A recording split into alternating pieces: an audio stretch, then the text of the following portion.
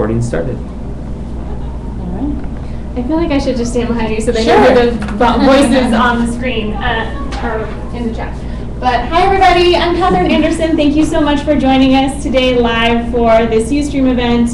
I will be off camera most of the time and you'll hear my voice. We can't squeeze everyone into this tiny space, but I wanted to wave and tell you that I will be the disembodied voice that you will hear over off camera. But welcome. We're really happy you're here. A lot of interest in this Ustream, and we're excited to chat today. We have three wonderful panelists who are here today, and I'll have them introduce themselves, and then I'll talk a little bit about what this call will be, or this Ustream will be. We really want it to be interactive. We'll ask you to participate a lot. But to get started, maybe we can go around the table and have you all introduce yourself. Go ahead. Go ahead. Hi, my name is Raul Hernandez. I was a 2003 Baltimore Corps member where I taught for 4 years, and then moved to Boston, taught for another 4, and then joined staff about 3 years ago where I currently work as a director of alumni leadership and engagement. Hello, my name is Sunita Israni. I'm a first-year Corps member, 2013 Corps, and I work in Eagle Rock, California at Cuck Charter Network, and I teach 7th grade world history. Hi, I'm Sarah Grams, and I was originally a Baltimore Corps member also. With Raul, we go back to our Baltimore love, and then joined staff in Baltimore supporting teachers there, and then went back into the classroom and taught for a couple of more years here in Los Angeles at one of our charter school partners, Camino Nuevo Charter Academy. And then about 3 years ago also joined staff, and I work with the team of folks who support our teachers and do professional development for our teachers during their 2 years in the Corps. Great, thank you. I will acknowledge we have about a 5-second delay, so we ask for you to chat it and talk. We might just wait a few minutes to see all those chats come through. But I want to frame the call before we start. We really want this to be an open and honest conversation in which we talk about and answer some of the questions that may be bubbling up to the surface for you as it starts to become more of a reality, as you're about to go to induction at Institute and do your training.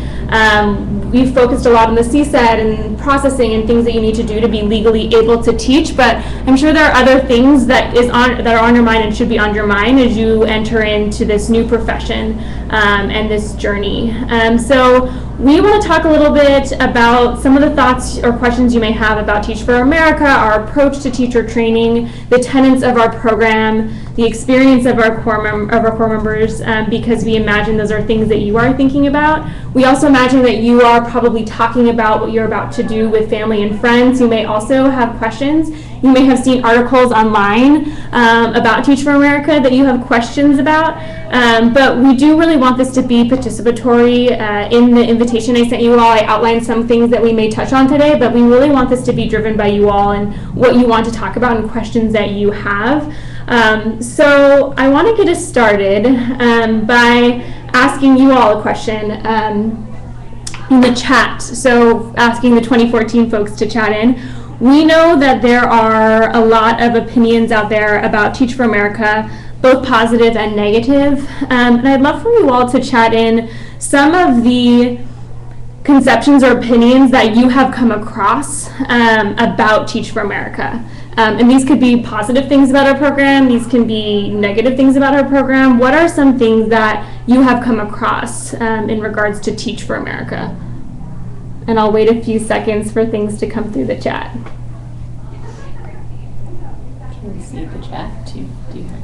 Or do you have to kind of keep it there? I can bring another computer.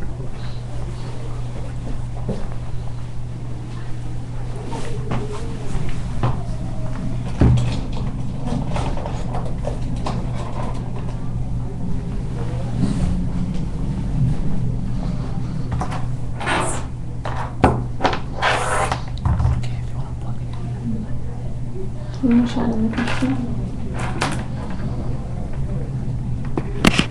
Oh, the camera just went down. It's okay. Okay, live stream. Budget. Non-profit.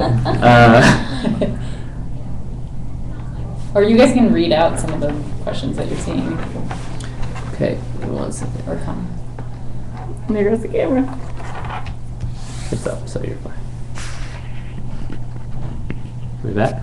Mm-hmm. Okay, so I have a question. Okay. Oh, they're coming in. Do you want me to ask the first question? Oh, well, here's one answer to the prompt.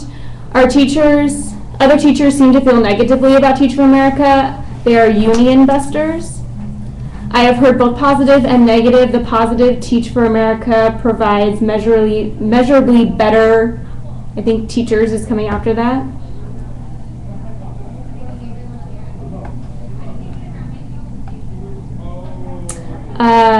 Lots of things. I have LUSD administrator friends. They are impressed, all capitals. Great teachers, great prep. I have had colleagues state that core members up and leave prior to the core ending. And core members have better outcomes for students. So let's just start with those. Thoughts from our panel when hearing those types of things? Which one do you want to start with? There were about 4 of them. Anything that resonated? I can speak to the feeling of coming into a region as a Teach for America core member. It depends in terms of how you're received by fellow teachers. A lot of that is going to depend on a number of different factors. One of them is, does Teach for America have a history of placing core members at that school? Have those experiences been positive or negative? Another one would be whether or not the local union is supportive of Teach for America being in the region or not. In some cases, they're neutral; they really don't have an opinion. In other cases, a union president can sway a lot of what local teachers think about Teach for America, and a lot of that is like the rhetoric, the kind of the typical stock responses as to what their arguments are about Teach for America. And so a lot of teachers, when you go into a school setting, it's very easy for them to kind of internalize those things. And so I think it is very much up to a core member to demonstrate through action what is true and what is not.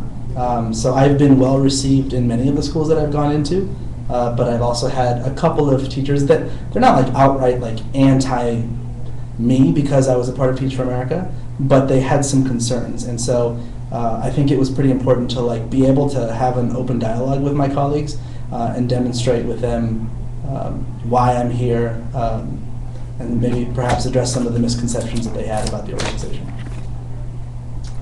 I can speak to the training and how Teach for America teachers perform measurably better than maybe non-TFA teachers.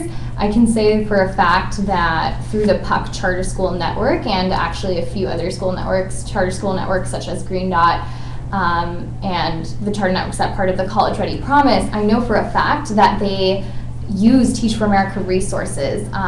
They use vetted Teach for America resources to train their teachers at their own professional development sessions because they have seen that Teach for America teachers outperform other non-TFA teachers, and so they take those practices from Teach for America and integrate them within their own charter network. So it's getting to that point now where I don't see differences between my charter network and the way Teach for America trains me because both of them are very aligned, and we're getting to that point where the collaboration is going to essentially help every teacher, whether it's TFA or non-TFA, to perform very well. I also think, speaking to the training, I think that Institute was definitely very difficult, but